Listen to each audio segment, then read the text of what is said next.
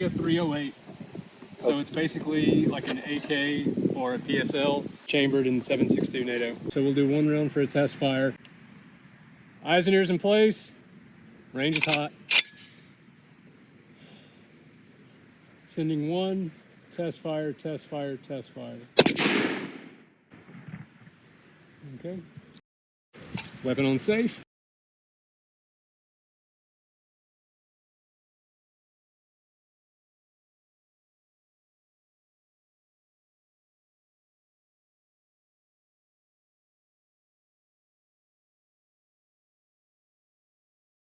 There is no exit.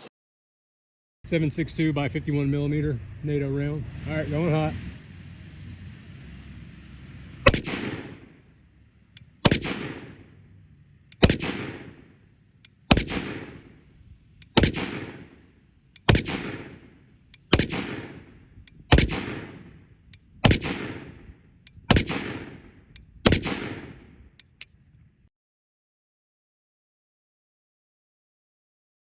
Look around the bottom. I set it lower than that quadrant to see where we could get it.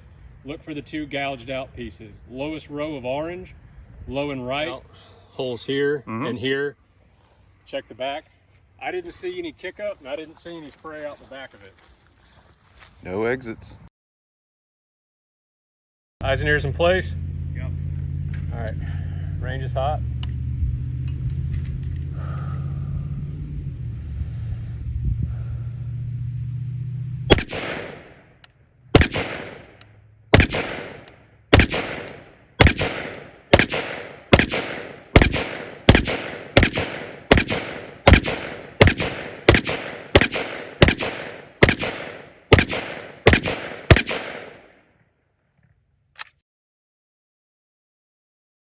Look at the two squares below the black dot.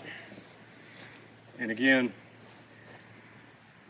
like the average person that's going to try to defeat one of these, they're not going to aim, it's not a sniper fire, it's going to be a spray and pray.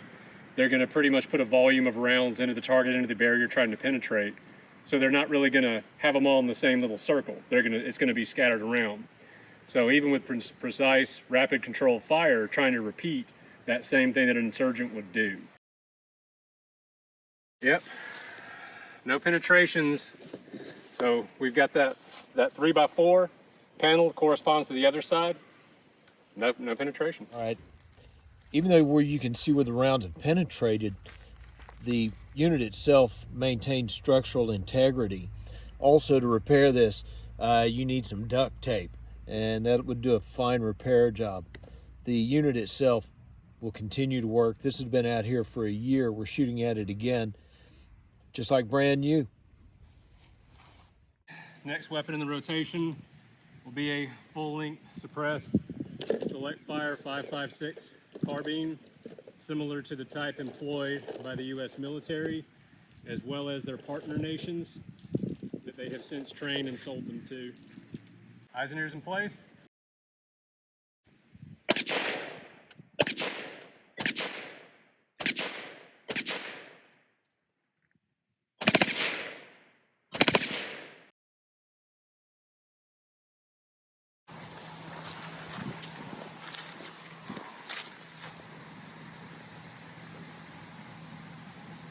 My entry guys, they were doing breech training. They were testing 12-gauge slug-ons.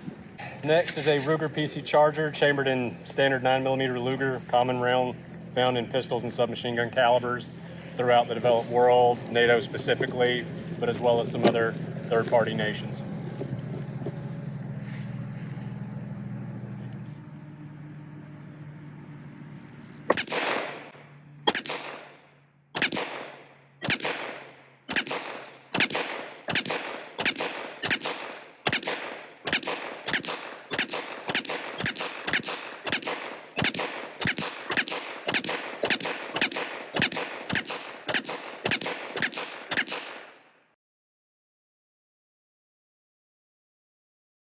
It's kind of gouged out below that orange quadrant, some of the bigger stuff.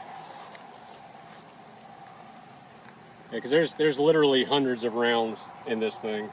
Everything from 12-gauge slug, our breachers were using to train with it, all the way up to, I think there's a 338 Lapua magazine's worth in here. But yeah, I've been specifically using com block and NATO caliber weapons, but I'm not the only guy on the team that's been using this. Yeah, shocker shocks, no penetration. Repair kit in action.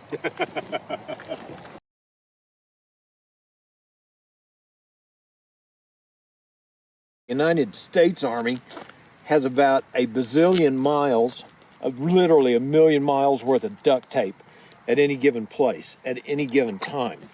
That's probably true. Because I have taped duffel bags onto howitzers. All right, it's not sticking because of the paint, but you see where there's no paint, it sticks. I'm putting one of the old-fashioned M16 zeroing targets on this so we can walk in and do a functions check on basically an AR-15 M16 civilian version.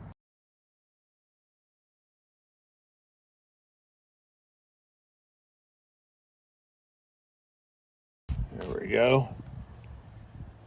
Good to go. Eyes and ears in place. And what is the distance we are, 10 meters? Yeah, give or take 10 meters. Okay. Because one is I want to do a failure drill without being right up on it. I want to see like creating a very horrific case scenario. You know. So this is kind of, I am going to do a couple like single fire rounds just to go ahead and check calibration, and then after that it's full hallelujah. All right, range is hot.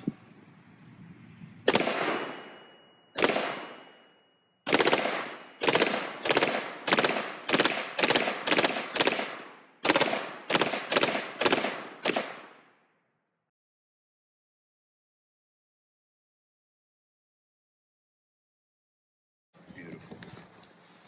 Just beautiful.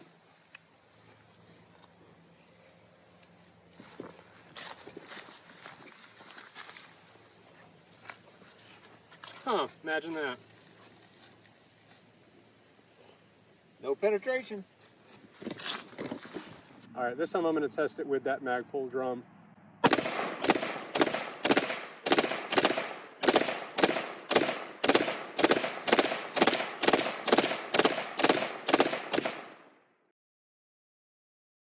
Wanted to see what happens if some guy is just trying to acquire dominance by round volume. You know, just dump an entire, well, this is 50 rounds. 50 round catastrophic fire, you know, will something eventually get through? So that's what we're here to check. Kind of spreads it around. And in our alibi panel, nothing got through.